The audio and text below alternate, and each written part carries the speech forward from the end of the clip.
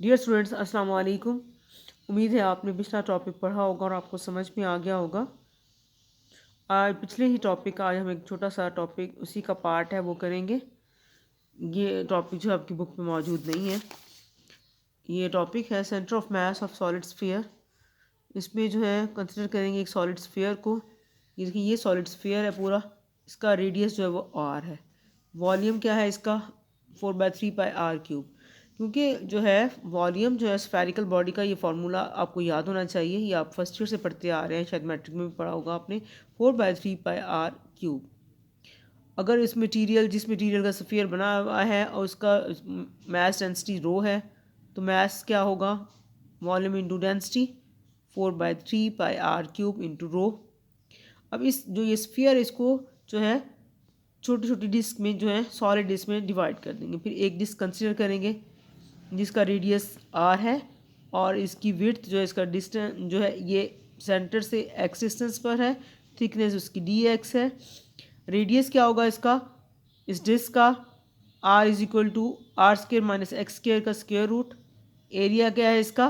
पाई R का square, value put कर दें आर स्क्र की, pi into are square minus x square. Volume क्या है जो है? Pi R square minus x square into D X. Mass इसका है pi R square minus x square D X into rho. Position of centre of mass x c m is equal to 1/m integral x d m, और इसकी limits क्या होंगी? -r2 + r।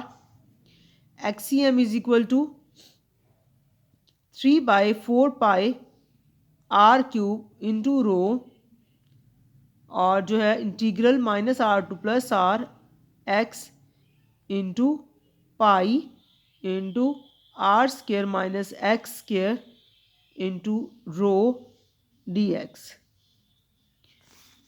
अब जब इसको solve करेंगे तो बाकी आगे सॉल्व करते जाएंगे। 3/4r³ इंटीग्रल एक्स आर का स्क्र माइनस एक्स का स्क्र इंटू डी एक्स।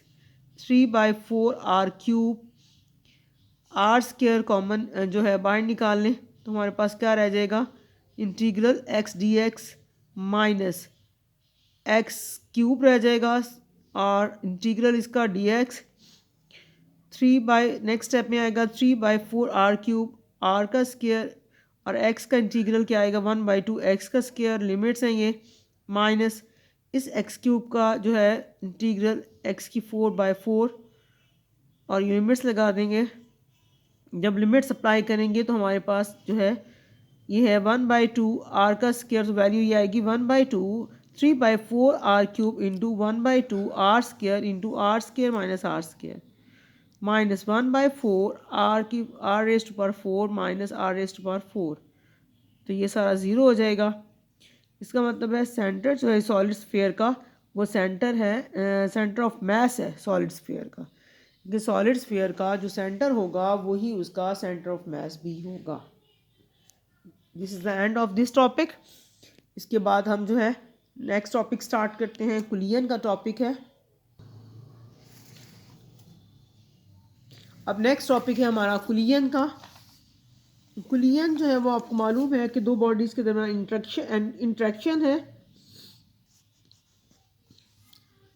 अब जो है कुलियन इंट्रैक्शन दो बॉडीज़ का जब आपस में कोलाइड होती हैं तो जो है इसकी कुलियन भी जो है टू टाइप्स की है, इलास्टिक कुलियन और इन इलास्टिक कुलियन।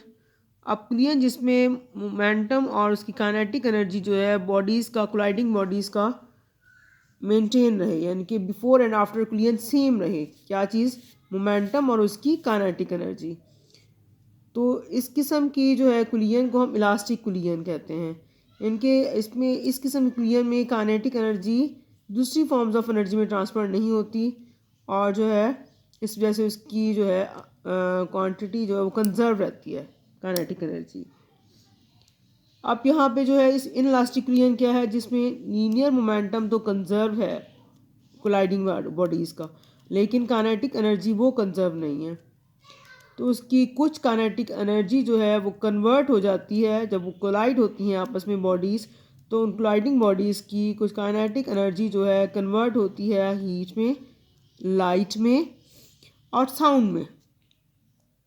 फॉर एग्ज़ाम्पल जैसे अब देखिए एक कप है, जब वो ज़मीन पे गिरता है तो वो अपने पीसेस में टूट जाता है। तो अब जो उसकी कप की काइनेटिक एनर्जी थी वो उसकी जो है साउंड एनर्जी में कन्वर्ट हुई, हीट में कन्वर्ट हुई, और जो है और उसकी जो है पार्ट्स हो गए बॉडी के, तो उसमें जो है उनकी ये एनर्जी जो है वो ट्रांसफॉर्म हो गई, और कुछ एनर्जी जो है वो ज़ाया हो जाती है उनकी।